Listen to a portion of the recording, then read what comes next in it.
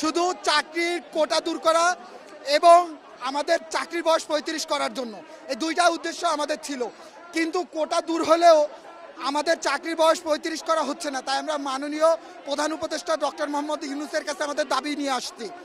আমাদের উপরে পুলিশ হামলা করছে, লাঠিচার্জ করছে, টিয়ার শেল নিক্ষেপ করছে, আমার ভাইদের, আমাদের সহযোদ্ধাদের উপরে তারা নির্যাতন করতেছে। আপনারা দেখতেছেন আওয়ামী লীগের নিয়োগপ্রাপ্ত এই পুলিশেরাই আমাদের সাধারণ জনগণের উপরে হাত তুলতেছে।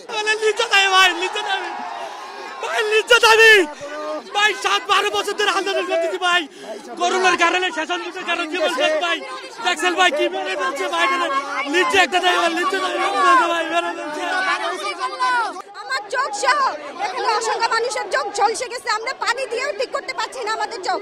আমি জানি না আমাদের চোখ কি হবে, আমাদের চোখের ক্ষতিপূরণ তো তারা দিবে না। আমরা তো চাই একটা দাবি আদায়ের জন্য আসছি। আপনি দেখেন আহত, কত মানুষ আহত হয়েছে এবং তাদের মাথায় লেগেছে। আমরা জানি না। শুনেন, আমি আনোয়ার হোসেন ময়মনসিংহ নান্দাইল থেকে এসেছি। এই বুলেট খেয়েছি, বৈষম্যের ছাত্র আন্দোলনের সমন্বয়ক ছিলাম আমি আনোয়ার। এই যে হারুন ভাইকে বুলেট দিয়েছে, এই হারুন ভাই নাটোর জেলা সমন্বয়ক ছিল।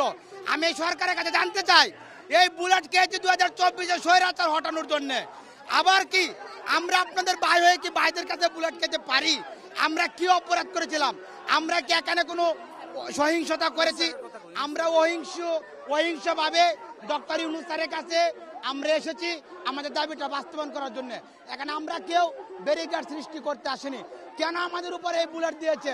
তার মানে আমি কি এই বর্তমান অন্তর্বর্তী সরকারের কাছে বলবো যে স্বৈরাচারের কাছ থেকে এই বুলেট খেয়েছিলাম, সেই বুলেট আজ আমার ভাইয়েরা আমাদেরকে দিচ্ছে? আমরা দেখেন আমার ভাইয়েরা আক্রমণ পর্যন্ত হয়েছে। আমার কথা হচ্ছে আমরা তো ন্যায়ের দাবির জন্য আসছি, অন্যায় কোনো কিছুর জন্য আসি নাই। আমরা আজকে কেন আক্রমণ হচ্ছি? আমরা আজকে এই সিদ্ধান্ত নিয়ে আসছি, আমাদের দাবি যদি বাস্তবায়ন না হয় আমরা বুক পেতে দিব, পুলিশ গুলি করুক, আমরা সবাই শহীদ হওয়ার জন্য এখানে আসছি। 35-এর আন্দোলন যদি আজকে বাস্তবায়ন করা না হয়, এই যমুনার সামনে আন্দোলন যদি আজকে বাস্তবায়ন করা না হয়, আমরা এখানে আজকে মরার জন্য বা শহীদ হওয়ার জন্য প্রস্তুত আছি। আমরা দেশ স্বাধীন করেছিলাম, একমাত্র আমাদের উদ্দেশ্য ছিল 35 পাওয়ার জন্য। যদি আমাদেরকে 35 না দেয়, আমার বুকে এই 35-এর বুকে গুলি করা হোক। পুলিশ যে আশ্বাস আমাদেরকে দিছে, আমরা ওই আশ্বাসে বিশ্বাসী না। আমরা চাই যে আমাদের অন্তর্বর্তীকালীন সরকারের প্রধান উপদেষ্টা ডক্টর ইউনূস স্যারের সাথে আমরা সাক্ষাৎ করব। আমরা লিখিত কোনো ডকুমেন্টস পাবো, আমরা এখান থেকে যাব। আমরা কোনো বিশৃঙ্খলা করি না। আমরা অহিংসভাবে এখানে এসেছি। আমাদের সহযোদ্ধাদের গুলিবিদ্ধ করা হয়েছে, আমাদের লাঠিচার্জ করা হয়েছে, আমাদের টিয়ার শেল করছে, সাউন্ড গ্রেড, সব ধরনের প্রোটেকশন, সব ধরনের প্রতিরোধ তারা গড়ে তুলছে। বাট আমরা সম্পূর্ণ নিরস্ত্র এবং অহিংসভাবে মাঠে আছি।